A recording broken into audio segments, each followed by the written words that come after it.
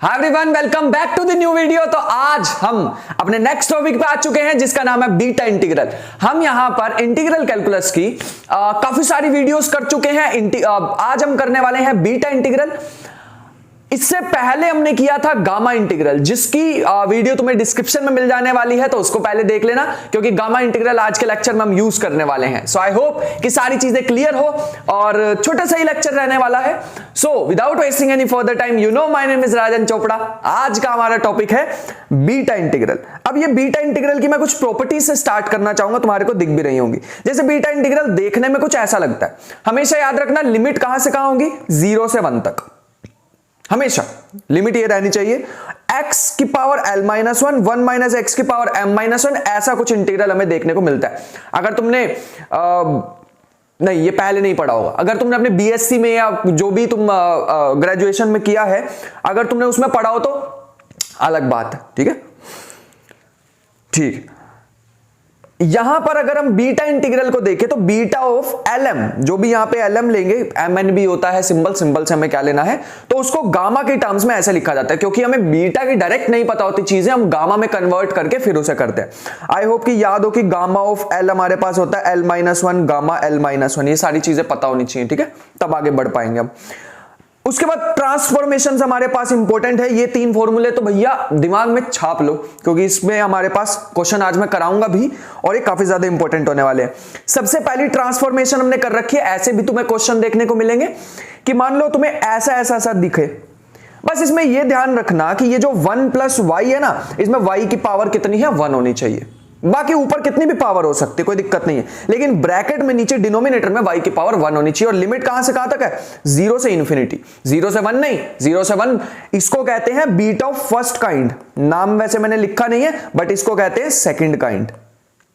Second kind इसको कहते हैं सेकंड काइंड। ये हमारे पास है फर्स्ट काइंड। नाम से हमें कोई ज्यादा लेना देना नहीं था, बट मैंने बता दिया कि 2 तरह से हम बीटा फंक्शन को लिख सकते हैं। ठीक है, काफी सारी बुक्स में देखोगे भी कि फर्स्ट काइंड, सेकंड काइंड। अच्छा, एक सिमेट्रिक प्रॉपर्टी इसको याद रखेंगे कि beta of M N L M लिख दो या एल एम एल लिख दो, बात एक ही है। मतलब ये पावर किसी पे भी हो सकती है। स्टार्टिंग में चलते हैं, यहां पे तुम m माइनस 1, यहां पे तुम l माइनस 1 लिख देते, कोई फर्क नहीं पड़ने वाला। सिमेट्रिक प्रॉपर्टी फॉलो करता है, सिमेट्री फॉलो करता है। अगर तुम यहां से दोनों को कंपेयर करके देखो तो इसका मतलब ये आ रहा है हमारे पास कि बीटा ऑफ एल एम लिख दो, चाहे ऊपर l माइनस 1 लिख दो, चाहे m माइनस 1 लिख दो, कोई भी फर्क नहीं पड़ने वाला। बीटा पे कोई फर्क नहीं पड़ेगा। ठीक है, उसके बाद एक लास्ट ट्रांसफॉर्मेशन देख लो। सॉरी, ये लास्ट ट्रांसफॉर्मेशन हमारे लिए इंपॉर्टेंट है कि मान लो तुम्हें कभी ऐसा इंटीग्रल दिखे 0 से π/2 तक। इंपॉर्टेंट है, 0 से π/2 तक अगर तुम्हें दिखे तो तुम्हें क्या करना है? p plus 1/2 q plus 1/2 divided by दोनों का सम। दोनों का सम कर दो नीचे, ठीक है, और साथ में 2 से मल्टीप्लाई। ये कहां से आए अभी मैं प्रूफ में नहीं जाऊंगा, और ज्यादा जरूरी भी नहीं, हमारे पास क्वेश्चन करने हैं। मैंने सीरीज की स्टार्टिंग में बताया था, वरना मैं इस बोर्ड पे पढ़ाता हूं। तुम्हें पता है कि अगर मुझे प्रूफ भी कराने होते, थ्योरी भी पढ़ानी होती, सब कुछ कराना होता, this is the best tool for me. But अब मैं इस पे क्यों करा रहा हूं? क्योंकि मुझे क्वेश्चंस लेने हैं बहुत सारे, है ना। बढ़िया, आई होप कि ये चीजें तुम्हें क्लियर होंगी। बढ़िया, अब मैं यहां पे एक क्वेश्चन तो तुम्हें पूरा सॉल्व करके दिखाऊंगा। जो नेक्स्ट वाला होने वाला है उसमें तुम्हें गामा की प्रॉपर्टी खुद लगानी होगी। ठीक है, एक गामा की प्रॉपर्टी याद रखना, मैं यहां पे लिख देता हूं कि gamma of n minus 1 is equal to pi upon sine pi a. ये मैंने लास्ट टाइम कराई थी। ठीक है, पाई ए नहीं, पाई एक्स लिख लो इसे। क्या कर रहे हैं हम? x नहीं, n यूज कर रहे हैं ना, तो n यहां पे लिखना पड़ेगा मुझे। 1 सेकेंड ना, इसको मुझे n बनाना पड़ेगा, n पाई। अब ठीक, तो ये प्रॉपर्टी गामा की याद रखना, इसका हमारे पास यूज आने वाला है। चल, अब चल सकते हैं हम आगे। ये हमारे पास एक क्वेश्चन दे रखा है, तो बिल्कुल सिंपल सा क्वेश्चन है। पहले तो मैं इसको ढंग से लिख लूं। 0 से इन्फिनिटी x की पावर 4 अपॉन में 1 प्लस x की पावर होल पावर 15 dx, और उसको भी अलग करके लिख लो तो x की पावर 9 अपॉन 1 प्लस x की पावर 15 dx। लिमिट भी बिल्कुल सही दे रखी है, 0 से इन्फिनिटी। इसका मतलब these are beta integral of second kind. दूसरे वाला हमारे पास है। अब अकॉर्डिंग टू मेन फॉर्मूला क्या था? ऊपर आता है l माइनस 1। l माइनस 1 अगर तुम 4 के इक्वल रखोगे तो l कितना आ जाएगा? 5। इसका मतलब है एक्चुअल में ये दे रखा है 5, और नीचे क्या आता था? lm। अगर l 5 है तो m कितना आएगा? 10। 15 में से 15 में से 5 माइनस कर दो। नीचे वाला फंक्शन क्या आ जाएगा? नीचे वाला फंक्शन हमारे पास सॉरी, नीचे वाला नहीं, सेकंड वाला पार्ट, सेकंड टर्म हमारे पास, सेकंड इंटीग्रल आ जाएगा बीटा ऑफ 10, ऊपर एक बढ़ाते हैं और नीचे उसमें से कम कर माइनस कर देते हैं। लेकिन ये आ रहा है बीटा ऑफ 5 10 10 5। मैंने बताया था ये दोनों सेम ही चीज होती है, अलग अलग नहीं है। बीटा इंटीग्रल जो होता है सिमेट्रिक प्रॉपर्टी को फॉलो करता है, तो याद आएगा 2 टाइम्स बीटा ऑफ 5 10। और बीटा की मैंने प्रॉपर्टी अभी बताई थी gamma of m gamma of n upon में gamma of m plus n। अगर तुम्हें ध्यान हो तो गामा ऑफ 10 का मतलब होता है 9 फैक्टोरियल इंटू 4 फैक्टोरियल, एक कम हो जाता है, ठीक है। इसीलिए मैंने स्टार्टिंग में ही कहा था कि गामा वाली वीडियो देखी होनी चाहिए। यह आ जाएगा 14 का फैक्टोरियल। बस इसको सॉल्व कर लो सिंपल सा, ठीक है। बाकी तो तुम कर ही सकते हो ना यार कैलकुलेशन, बिल्कुल। फैक्टोरियल आई होप कि पता हो, 14 13 12 ये वो, ठीक। कम होते होते 1 तक चला जाता है। ये क्वेश्चन भैया तुम्हें ध्यान से करना है, वो वाली प्रॉपर्टी लगेगी इसमें, कौन सी अभी लगा के देखते हैं यही है वो क्वेश्चन या नहीं। तो ये हमारे पास क्या करें, पहले तो मैंने तुम्हें कहा था नीचे पावर कितनी होनी चाहिए, नीचे होनी चाहिए पावर 1, लेकिन यहां पे तो पावर 6 दे रखी है। क्या करें, पहले इसको लेते हैं, x की पावर 6 को t पुट कर देते हैं, तो x कितना आ जाएगा, t की पावर 1/6। तो dx कितना आ जाएगा, dx आ जाएगा 1/6 आगे माइनस के 5/6 इंटू में dt। अब इंटीग्रल को ट्रांसफॉर्म कर लेते हैं। लिमिट तो मेरे ख्याल से सेम ही रह रही है, x की जगह मैं लिख देता हूं t की पावर 1/6, डिनोमिनेटर में आ जाएगा 1 + t, और dt की जगह क्या, सॉरी dx की जगह क्या आ जाएगा 1/6 t की पावर -5/6 इंटू dt। मेरे ख्याल से यहां तक कोई दिक्कत नहीं होनी चाहिए थी, ठीक, बढ़िया। ये हमारे पास आ जाएगा 0 से लेके इन्फिनिटी। कोई गड़बड़ कर रहे हैं क्या, 1/6 माइनस के 1, ठीक तो है। यह आ जाएगा 1/6 माइनस 5/6, कितना हो जाएगा, 1/6 माइनस 5/6 होता है भैया माइनस के 4/6 विच इज माइनस के 2/3। तो ये आ जाएगा t की पावर माइनस के 2/3। इसको रब कर देते हैं, हाँ, माइनस के 2/3, और डिवाइड में आ जाएगा 1 + t होल पावर 1 इंटू में dt। अब कंपेयर करते हैं, ऊपर वाले में एक बढ़ाते हैं, याद करो अभी मैंने बताया था, है ना। तो ये मेरे पास आ जाएगा, ऊपर में अगर मैं एक बढ़ाऊंगा तो -2/3 + 1, तो ये बन जाएगा 1/3। तो यह आ जाएगा बीटा ऑफ 1/3 कोमा, आगे अगर हम इसे सॉल्व करें तो नीचे 1 दे रखा ना, 1 में से इसको माइनस कर दो। यहां से देख भी सकते हो यार, अभी मैंने प्रॉपर्टी बताई थी इसकी, है ना, L + m होता है ना, तो m माइनस कर दो इसमें से। तो यह आ जाएगा, अगर मैं 1/3 माइनस कर दूंगा 1 में से तो बचेगा 2/3। फिर से वो गामा वाली प्रॉपर्टी लगा सकते हो, gamma of 1/3 gamma of 2/3 upon में गामा ऑफ 1/3 + 2/3। 1/3 + 2/3 तो 1 ही हो जाएगा, और गामा ऑफ 1 1 ही होता है। आगे हम चलें तो 1/3 गामा ऑफ 1/3 गामा ऑफ 2/3, इन दोनों को सॉल्व करना है using property this, pi upon में sin n पाई। इसको सॉल्व करना है, ठीक है। ये तुम्हारा छोटा सा टास्क है, तो मैं चाहूंगा इसको तुम ट्राई करो बाकी का, ठीक है। बाकी अगर मान लो एग्जाम में इतना ही पूछ लिया जाता तुमसे तो यहां भी छोड़ के आ सकते थे, बट आगे सॉल्व करना है और कमेंट बॉक्स में मेरे को बताना है क्या आ रहा है इसका आंसर। बढ़िया, नेक्स्ट पार्ट पे चलते हैं। नेक्स्ट पार्ट हमें दे रखा है, पहले तो मैं इसको 2 इंटीग्रल में ब्रेक कर लेता हूं, I1 I2 में, ठीक है। I1 I2 में ब्रेक कर लेता हूं। तो I1 अगर हम यहां पे देखें तो हमारे पास आ जाएगा 0 से π/2 sin की पावर -1/2x cos की पावर 0x dx। ऐसे लिख सकता हूं, हाँ लिख सकते हैं। और ऐसे ही अगर मैं यहां I2 लिखूं तो मेरे पास आ जाएगा 0 से π/2 sin की पावर प्लस में 1/2x इंटू में यह आ जाएगा cos की पावर 0x dx। अब प्रॉपर्टी लगा देते हैं जो पीछे पड़ी थी हमने, साइन वाली, देखो क्या थी, ये रही, 0 से π/2 है, बिल्कुल सही है। क्या था, p + 1/2 q + 1/2 अपॉन में, देखो ऐसा कुछ था, p + 1/2 विच इज जो भी दिया होगा और जो भी पावर दी हुई है, p + 1/2 का मतलब -1/2 + 1 विच इज -1/2 + 1 अपॉन में 2, 0 + 1 अपॉन 2, और अपॉन में क्या था 2 टाइम्स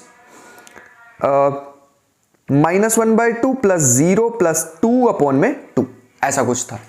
ऐसे ही यहां पे भी प्रॉपर्टी लगा दो, ये बन जाएगी 1/2 प्लस में 1 अपॉन में 2, ये बन जाएगा 0 प्लस में 1/2 और अपॉन में बन जाएगा 2 टाइम्स 1/2 प्लस 0 प्लस 2 अपॉन में 2, ऐसा कुछ बन जाएगा। मेरे ख्याल से यहां तक क्लियर होगा। बस दोनों का एंड में मल्टीप्लाई कर देंगे।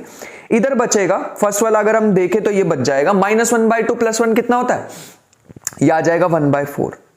यहां से अगर हम सॉल्व करें तो ये बन जाएगा 1/2।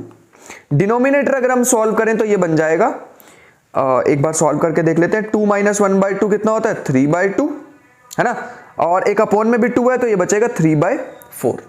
ठीक, बढ़िया, 3/4। आगे अगर हम इधर भी यही चीज सॉल्व करें तो क्या आ जाएगा हमारे पास, ये आ जाएगा 3/4, ये बचेगा 1/2, ये बचेगा 2 अपॉन मेरे ख्याल से 5/4। ठीक। अब बस मुझे दोनों को मल्टीप्लाई करना और हमारा काम हो जाएगा, जिसके लिए मेरे को थोड़ा सा जूम करना पड़ेगा। बस अब थोड़ी सी ध्यान से देखनी पड़ेगी चीज। पहले मैं यहां पे थोड़ा सा साइड में सॉल्व कर दूं, इससे ये कट जाएगा, ठीक है।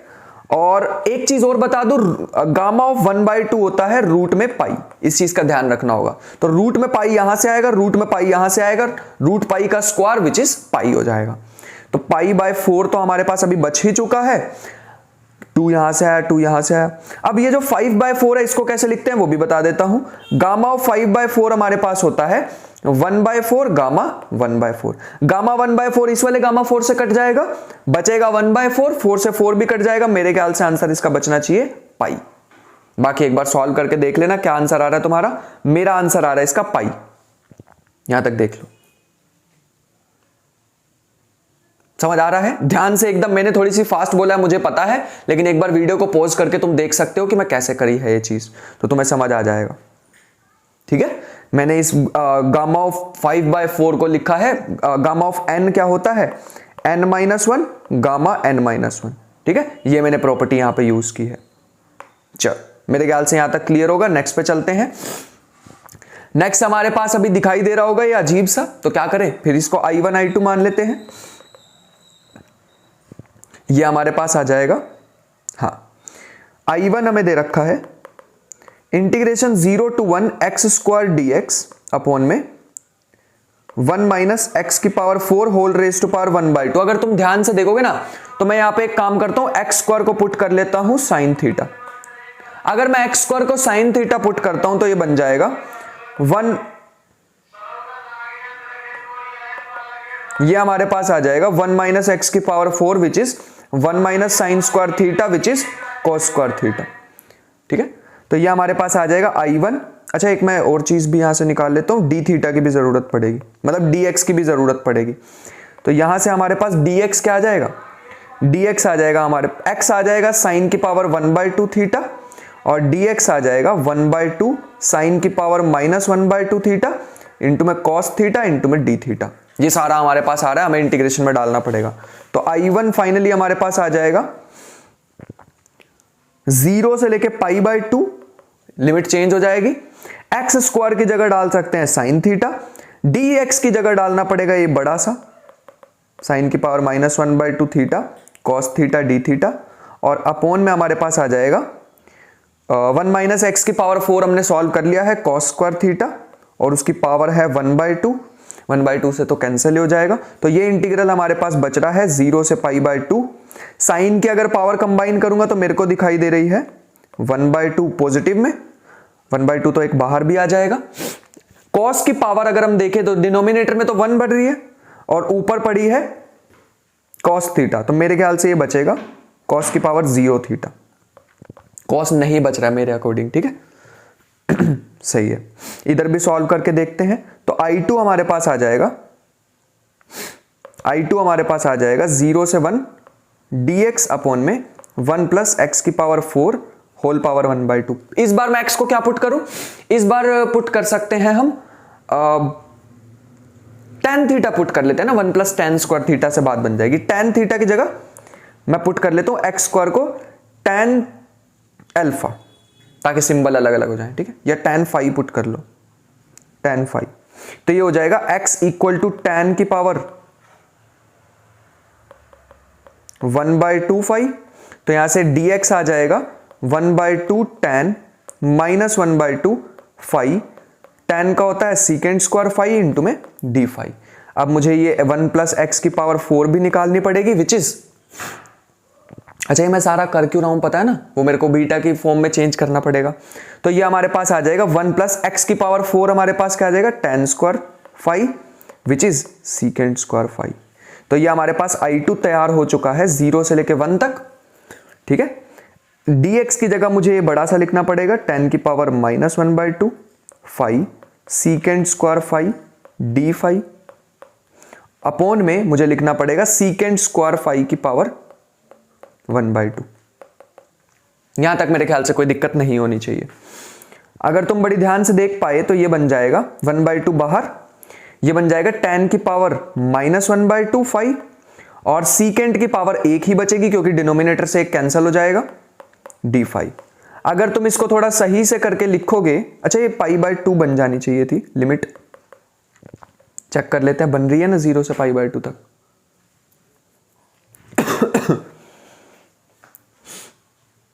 ये लिमिट बन जाएगी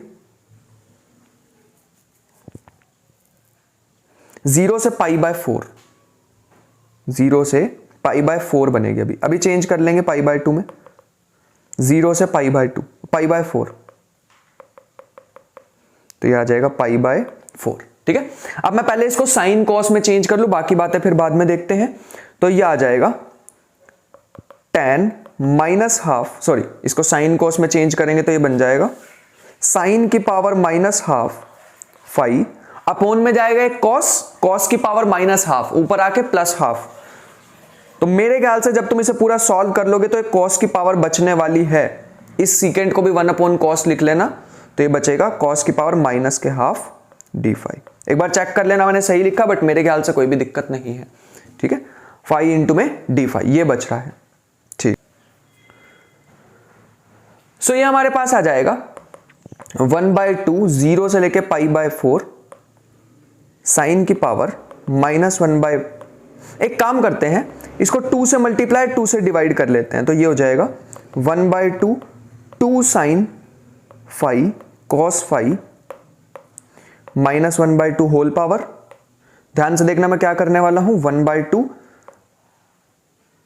ये अगर हम इसको थोड़ा सा सॉल्व करें तो हमारे पास 0 से π/4, क्योंकि मुझे लिमिट π/2 बनानी है इसलिए मैं सारी मैनिपुलेशन कर रहा हूं।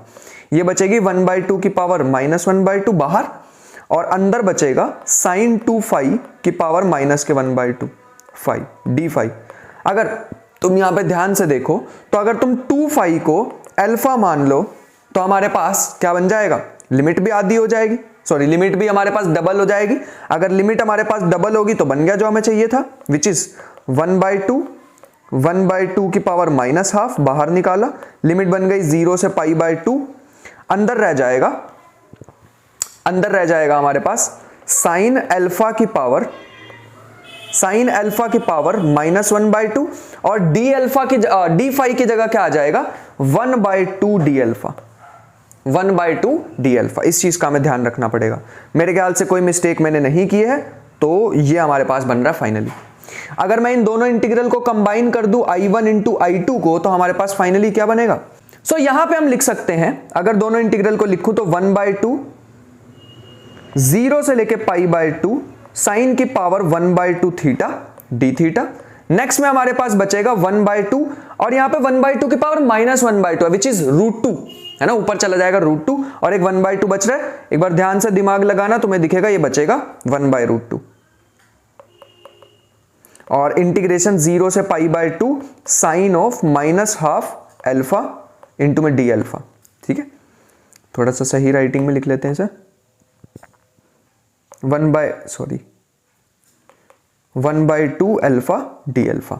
अब अगर तुम यहां पे ध्यान से देखो तो 1/4 √2 बन जाएगा। दोनों इंटीग्रेशन सेम है, सिर्फ वेरिएबल का ही फर्क है। तो हम इसको लिख सकते हैं 0 से लेके π/2 डी थीटा ही लिख लेते हैं, वेरिएबल तो कुछ भी ले सकते हैं, डमी वेरिएबल्स होते हैं। तो मेरे ख्याल से π/8 √2 इज द फाइनल आंसर, ठीक है। दोनों का साइन दोनों की सिर्फ upper limit minus lower limit ही करनी पड़ेगी, क्योंकि वेरिएबल का फर्क है, बाकी सारा कुछ सेम है इसमें। नेक्स्ट क्वेश्चन पे चलते हैं अपने। अगर हम यहां पे ध्यान से देखें तो हमारे पास क्या है, 0 से लेके 1 तक 1 माइनस एक्स की पावर n और whole raise to power 1 by n। अगर मैं यहां पे x की पावर n को साइन स्क्वायर थीटा पुट कर देता हूं तो क्या होगा, तो यहां से x हमारे पास आ जाएगा साइन 2 बाय n थीटा। यहां तक तो कोई दिक्कत नहीं है। अगर मैं यहां से dx निकालना चाहूं तो आ जाएगा 2 बाय n आगे, पावर में से एक कम थीटा, साइन की होती है कॉस थीटा, साथ में आएगा डी थीटा। बस अब तो कुछ भी नहीं करना, इंटीग्रेशन में पुट कर दो और हमारा आंसर आ जाएगा 0 से 1 तक, सॉरी चेंज हो जाएगी 0 से कितने बन जाएगी, 0 रखेंगे 0, 1 रखेंगे तो पाई बाय 2। आगे आ जाएगा हमारे पास dx की जगह आ जाएगा 2 by n sine 2 by n minus 1 theta cos theta D theta, और पूरे के अपोन में हमें आ जाएगा 1 minus sine square theta which is cos square theta, और पूरे की पावर 1 बाय n। तो हमें यहां से दिखाई दे रहा होगा इंटीग्रेशन बन जाएगा 0 से पाई बाय 2, 2 बाय n को मैं बाहर निकालने वाला हूं sine 2 by n minus 1 theta, और कॉस की मेरे को दिख रही है वैल्यू 2 बाय n ऊपर जाके माइनस का हो जाएगा तो 1 minus 2 by n D theta, theta D theta. मेरे ख्याल से यहां तक तो कोई भी इशू नहीं होने वाला है। आगे चलते हैं। 2 बाय n, अब क्या फॉर्मूला था, वो फॉर्मूला लगाना पड़ेगा p प्लस 1 बाय 2। अगर तुम प्लस 1 करोगे तो मेरे ख्याल से 1 बाय n ही बच जाएगा, ठीक है। अरे यही तो होता ना यार, फॉर्मूला पूरा ही लगा के दिखा देता हूं। 2 by n minus 1 plus 1 upon में 2, फिर आ जाएगा 1 minus 2 by n plus 1 upon में 2, फिर आ जाएगा एक एक्स्ट्रा 2, दोनों का सम, अगर मैं दोनों का सम करूं तो बन जाएगा 2 by n minus 1 plus 1 minus 2 by n plus 2 upon में 2। इसमें तो बड़ा आसान है ना, 1 से 1 कट जाएगा, 2 बाय n से 2 बाय n, 2 बाय 2 1 होता है तो गामा 1 1 बन जाएगा। इस 2 से इस 2 को काट दो, तो मेरे ख्याल से जो फाइनली बच रहा है ना वो ये है 1 by n gamma of 1 by n। और साथ में अगर हम देखें अगर हम देखें तो ये हमारे पास बन रहा है 1 प्लस 1 2, 2 माइनस के ऐसा कुछ बन रहा है 2 माइनस 2 बाय n और अपॉन में 2। अगर इसको भी मैं थोड़ा सा और सॉल्व कर लूं तो ये बनेगा दिस गामा ऑफ 2 कॉमन लेके नीचे से कट जाएगा 1 माइनस 1 बाय n। अगर मैं इनको भी ध्यान से देखूं तो ये बन जाएगा 1 प्लस 1 बाय, क्योंकि गामा ऑफ n क्या होता है, गामा ऑफ n होता है n minus 1 gamma n minus 1, है ना। तो अगर मैं इस वाले को सॉल्व करूंगा तो कुछ ऐसे ही आएगा ना, 1 बाय n बाहर 1 बाय n, तो ऐसा कुछ बच रहा है, ठीक है। तो ये हमारे पास आ चुका है फाइनली, और साथ में ये भी है 1 minus 1 by, this is the final answer. So एक लास्ट क्वेश्चन तुम्हारे लिए मैंने होमवर्क दे रखा है, इसको तुम्हें ट्राई करना है और इसका बिल्कुल इजी सा सिंपल सा छोटा सा एक आंसर आने वाला है 3.14 जैसा। तो इसे तुम्हें कमेंट बॉक्स में डालना है, लेट्स सी कि किसका आंसर सही आने वाला है, तो मुझे कमेंट बॉक्स में जरूर बताना। सो आई होप कि आज का लेक्चर तुम्हें पसंद आया होगा, मजा भी आया होगा, सीखने को मिली होंगी चीजें। नेक्स्ट हम लेक्चर लेने वाले हैं, बीटा गामा हमारे कंप्लीट हो चुके हैं, तो अब हम जा सकते हैं अपने डबल इंटीग्रल की तरफ। तो मिलते हैं नेक्स्ट लेक्चर में, तब तक के लिए अपना ख्याल रखना, मेहनत करते रहना इतनी ढेर सारी, तब तक के लिए बाय बाय।